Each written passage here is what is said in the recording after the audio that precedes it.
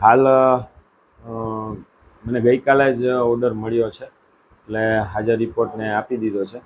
અને fire NOC related 78 file pending છે અત્યારે. એટલે એમાં જરૂર જણાય રીઇન્સ્પેક્શન અને જે કાંઈ અમારા લેવલની જે કાંઈ ઇન્સ્પેક્શન કરી ત્યારબાદ ફાયર એનઓસી ઇસ્યુ થશે. ફાયર એનઓસી માટે મહત્ત્વની બાબતમાં દરેક જગ્યાએ જે ફાયર સિસ્ટમને જે બધું લગાવેલું હોય છે એમાં પાણીના ટાંકામાં કનેક્શન આપેલા હોવા જોઈએ. પછી 3.5 kgના પ્રેશરથી પાણી આવે તો એ જ નિયમ મુજબ હોય છે. બીજું, દરેક ફ્લોર ઉપર એબીસી અને CO2ના ફાયર એક્સટિંગ્યુશર રાખેલા હોવા જોઈએ. દરેક જગ્યાએ ફાયરની અલાર્મની પેનલ અને જે સાયરન વાગે છે એ પણ બરાબર હોવા જોઈએ.